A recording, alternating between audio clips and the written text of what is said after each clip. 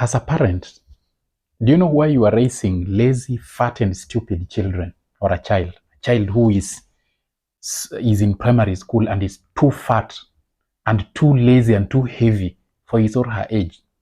It is because, I don't know, we are raising our children in a very bad way. You know,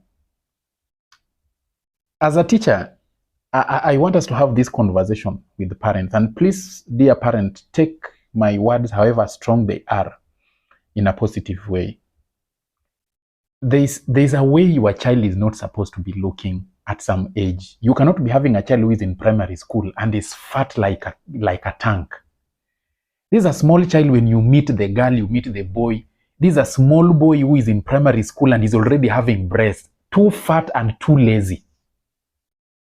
Even in class, do you know the reason why teachers are complaining about our children every time your child is lazy?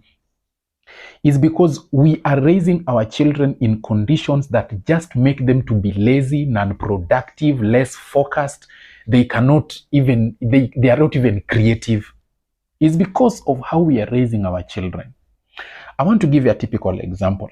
Imagine you are traveling with your children from Nairobi to Mombasa by SGR. Now, what have you packaged for them in the bag? Or let's even say you are using road. What have you packaged for them in the bag? You've packaged for them yogurt.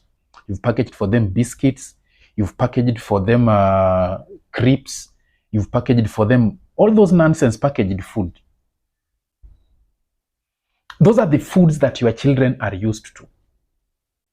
Processed foods, wheat products. And for all this duration that your child is traveling from Nairobi to Mombasa, your child is just on phone. Just on phone. Your child is just on phone, from one internet site to another, from one mobile game to another. Nothing creative. The child cannot even carry a small storybook to read. When you go to the market to buy things for your child, you buy foods, and the only books you buy for your child are those books that are needed in school.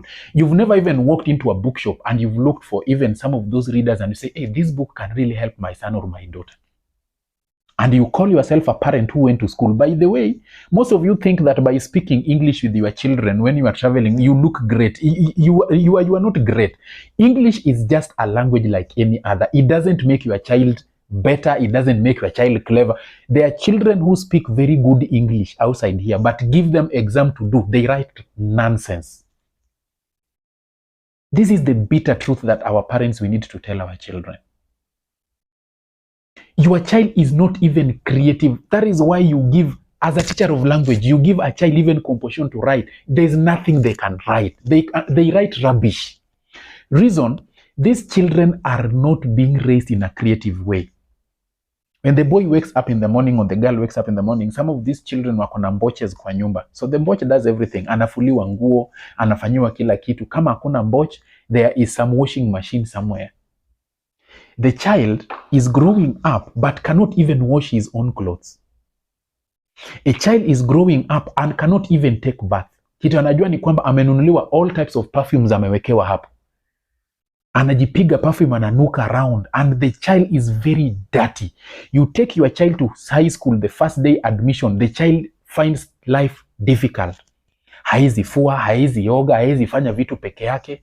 Anaibiwa. Do you know the reason why mtoto wako anaenda form 1 anaanza kuibiwa vitu? Because this child has never learned the art of being creative, the art of being careful, the art of just taking care of himself or herself. You are simply raising a fat, lazy, careless, unfocused robot in the house.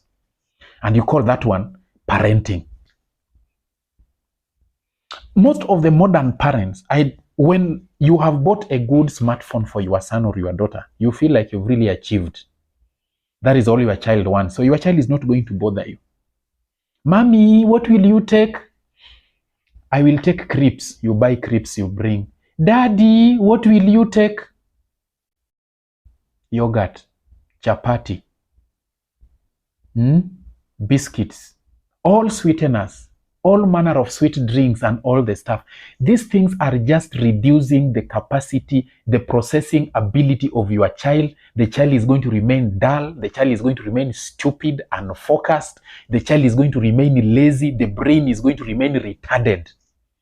Mtoto atakuwa anakuwa tu mkubwa, ananona. Mtoto ni mrefu mkubwa, kuna mwili kubwa, lakini akili ni kama ya nzi. And you come here and you are complaining to teachers, oh, mtoto wangu sijui shida. Shida ya mtoto wako ni wewe.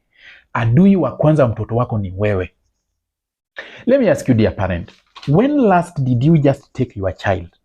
I want to challenge you. When last did you just take your child? Or let's say maybe you came home and you woke up in the morning and you tell your child that, well, we have money, we have everything, but today we are taking black lemon tea with the sweet potatoes. Let's start from there. Okay, you are walking in town there. When last did you even just take your child or your son or your daughter or your children, you say, we are just going to some fruit joint somewhere, and you just tell them to bring different sampled fruits, and you take that one and you buy for them bottled water, they drink, and you go home. When last? But where do you take your children? You take them to Pizza Inn, you take them to creamy joints where they are going to take ice creams. Where do you take them? You take them to KFC to go and take, and you think that is parenting. And you think your children are now better. And you see, that is why children of poor people, children who are growing in the village, those children who are eating roasted maize, boiled maize, sweet potatoes, yams, and all the rest, children who are taking unsweetened porridge, they are beating your children in class 24/7. That is it. It's because of the lifestyle that you are raising this child. A child can travel from Nairobi to Mombasa or from Mombasa to Nairobi, will pass through Savo East or Savo West or whichever Savo, will never see those wild animals. Reason, the child is on phone, akimalizana na simu, atawacha simu ipumue, apewe chakula kule, akimaliza analala. Akiamuka anachukua simu. Akiwachana na simu, anakula chakula libaki, analala. All that up to the time anafika destination yake. And you think you have a child.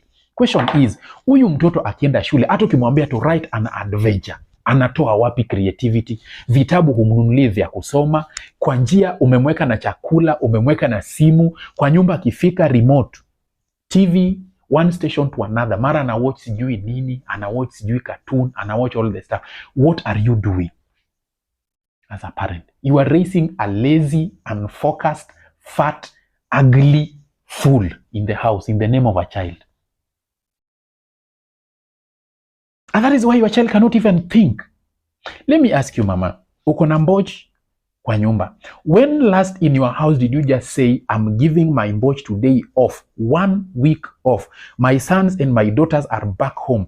And you tell your mboch, either you can live with us or you can go home. You are not working, but I'll still pay you. You are not working. I want these children to wake up. Unaona ile that time you always wake up in the morning at 5. You are going to wake them up. They are going to ensure that everything is washed, everything is done, cleaning is done, breakfast is prepared, and the mboch is in the house. When last did you do that? I pay my mboch, so he has to do everything for me. You are as thick as your children. Mpaka mtoto msichana who one day wants to be somebody's wife or somebody's mother is in high school and cannot even wash her underwear, cannot even wash herself, is dirty. A young man who is in high school cannot even bathe. Reason, anafanyiwa kila kitu. And you are supervising them and you are telling them you are the ones who are going to cook, you are going to the market to buy things, you are going to do this. Meanwhile, foods A, B, C, D are forbidden in this house for this month, or we have reduced them to this level. When? In your house, you are the one who is being controlled by the children. You cook what they want to eat. So if they tell you, mom, the whole of this week we're eating chapati, that is what you're going to cook for them. And you think you are still a parent. When last did you just come home and you cooked vegetables? Umekuja tu na mboga pekee. Hakuna nyama, we're just eating vegetables na ugali. And it's not like hakuna pesa, pesa hiko. Tumekunywa uji, tumekula nduma, tumekula ndizi boiled, tumekula viazi, tumekula mahindi, tumekula this local food. When last did you cook them in your house? But you are a modern parent. You are competing with wazungu. That is why your children are fat and shapeless. That's why your children are ever sick. Mtoto is ever sick, anakohoa kila wakati because anakula sweets from morning to evening. Mtoto ni mzembe, hata ananuka sweat, hata hizi jilinda. Take control of your child's health and mental ability.